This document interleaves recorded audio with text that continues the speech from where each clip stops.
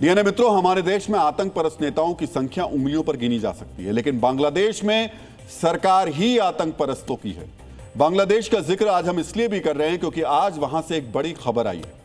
आज बांग्लादेश की international crimes tribunal ने शेख हसीना को मौत की सजा सुनाई। डीएनए मित्रों, अब हम बांग्लादेश की पूर्व प्रधानमंत्री शेख हसीना को मिली फांसी की सजा का विश्लेषण करने वाले। सवाल उठ रहे हैं, क्या यह न्याय या फिर सियासी बदला है? डीएनए मित्रों, आज ये समझने की जरूरत है कि जब शेख हसीना भारत में शरण ले चुकी हैं तो इस फैसले का उन पर क्या असर पड़ेगा। क्या यूनुस सरकार भारत पर दबाव बनाएगी और नियमों के अनुसार भारत इस पर क्या कर सकता है? आज डीएनए में हम बांग्लादेश के इंटरनेशनल कोर्ट का काला इतिहास भी आपको बताएंगे, लेकिन सबसे पहले शेख हसीना को मिली सजा को विस्तार से समझिए। ढाका के इंटरनेशनल क्राइम ट्रिब्यूनल ने शेख हसीना को मौत की सजा सुनाई है। यह मामला 2024 के उस छात्र आंदोलन का है जो जॉब कोटा के खिलाफ शुरू हुआ था, लेकिन हसीना सरकार के खिलाफ क्रांति बन गया। पूरे देश में विरोध प्रदर्शन हुआ। इस दौरान छात्रों, प्रदर्शनकारियों और सुरक्षा बलों की मौत हुई। आज इंटरनेशनल क्राइम ट्रिब्यूनल ने शेख हसीना को इन मौतों का जिम्मेदार ठहराया। शेख हसीना पर 5 आरोप लगाए गए। आरोप नंबर 1, हत्याओं का आदेश देना। आरोप नंबर 2, भड़काऊ भाषण देकर हिंसा भड़काना। आरोप नंबर 3, न्याय में बाधा डालना, सबूत मिटाने की कोशिश करना। आरोप नंबर 4, छात्र अबू सईद की हत्या का आदेश देना। और आरोप नंबर 5, चंखार पुल में 5 लोगों की हत्या कराना और उनकी लाशें जलाना।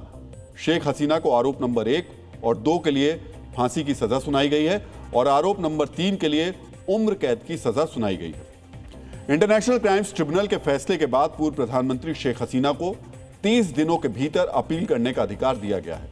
हालांकि ट्रिब्यूनल ने एक महत्वपूर्ण शर्त रख दी है कि अपील इन एब्सेंटिया यानी कि देश से बाहर रहकर नहीं की जा सकती। ऐसे में सवाल उठता है, क्या शेख हसीना बांग्लादेश जाएंगी?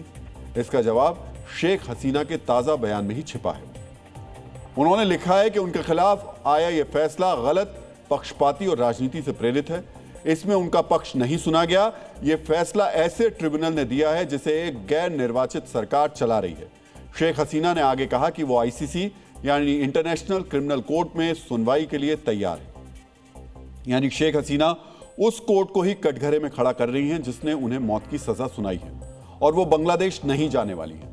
डीएनए मित्रों, यहां नोट करने वाली बात यह भी है कि यह फैसला ऐसे वक्त में आया है जब शेख हसीना भारत में है। इस फैसले के बाद अब भारत का स्टैंड क्या होने वाला है, यह भी समझने की जरूरत है। डीएनए मित्रों, बांग्लादेश ने औपचारिक तौर पर भारत से शेख हसीना को तुरंत सौंपने का अनुरोध किया और कहा कि द्विपक्षीय प्रत्यर्पण संधि के तहत नई दिल्ली ऐसा करने के लिए बाध्य है। बांग्लादेश की अंतरिम सरकार ने भारत के साथ 2013 की प्रत्यर्पण संधि का हवाला दिया। अब आपको समझना चाहिए ये संधि क्या है और इस संधि के तहत भारत के पास क्या अधिकार है। डीएनए मित्रों, भारत और बांग्लादेश के बीच एक्स्ट्राडिशन ट्रीटी यानी प्रत्यर्पण संधि पर 28 जनवरी 2013 को ढाका में दोनों देशों की सरकारों ने हस्ताक्षर किए थे। यह संधि दोनों देशों के बीच साझा सीमाओं पर उग्रवाद, आतंकवाद और आपराधिक गतिविधियों से निपटने के उद्देश्य से बनाई गई थी। 23 अक्टूबर 2013 से प्रभावी हुई इस संधि में 2016 में संशोधन भी किया गया था। यूनुस सरकार इसी संधि का हवाला दे रही है, लेकिन इस संधि के तहत शेख हसीना को सौंपने के लिए भारत सरकार बाध्य नहीं है। इस संधि में कुल 13 अनुच्छेद हैं, जिसके 6ठे अनुच्छेद को गौर से देखने की जरूरत है। अनुच्छेद 6 में राजनीतिक अपराध को अपवाद की श्रेणी में रखा गया। इसमें साफ साफ लिखा गया है कि प्रत्यर्पण से इनकार किया जा सकता है अगर जिस अपराध के लिए अनुरोध किया गया है वो राजनीतिक प्रकृति का अपराध हो। डीएनए मित्रों, शेख हसीना ये आरोप लगा रही हैं कि उनके खिलाफ आया ये फैसला राजनीति से प्रेरित है। ऐसे में इस संधि के हिसाब से भारत शेख हसीना को सौंपने के लिए बाध्य नहीं है। इस फैसले के बाद शेख हसीना ने उस कोर्ट पर भी सवाल उठाया जिसने उन्हें मौत की सजा सुनाई। ऐसे में आपको यह भी समझना चाहिए कि इंटरनेशनल क्राइम ट्रिब्यूनल नाम के इस कोर्ट का सिर्फ नाम इंटरनेशनल है। असल में यह इस वक्त यूनुस सरकार की कठपुतली है। डीएनए मित्रों, इंटरनेशनल क्राइम ट्रिब्यूनल यानी आईसीटी को शेख हसीना ने ही 2010 में स्थापित किया था। इस कोर्ट को 1971 के बांग्लादेश मुक्ति संग्राम के दौरान हुए वॉर क्राइम्स और नरसंहार जैसे मामलों की जांच और सजा के लिए बनाया गया था।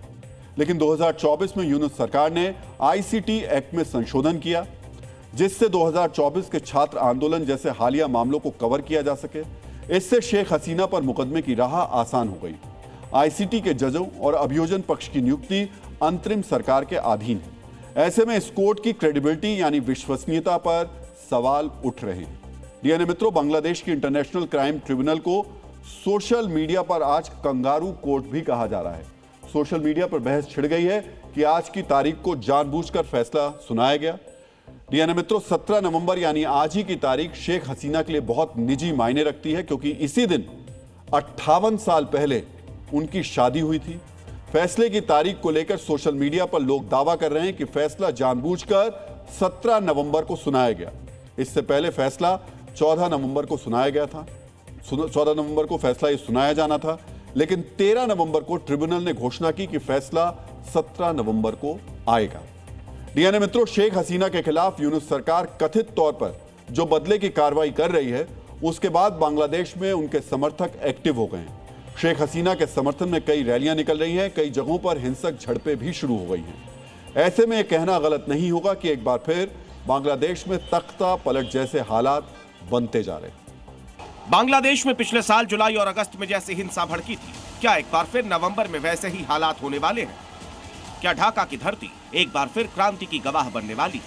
यह सवाल इसीलिए बड़ा है क्योंकि शेख हसीना को लेकर ढाका के इंटरनेशनल क्राइम ट्रिब्यूनल के फैसले से पहले ही बांग्लादेश हिंसा की आग में धधक उठा है।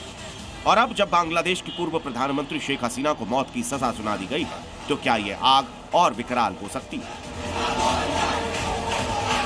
तस्वीरें बीती रात की, जब बांग्लादेश में कई जगहों पर आगजनी और देसी बम हमलों ने अफरा तफरी मचा दी।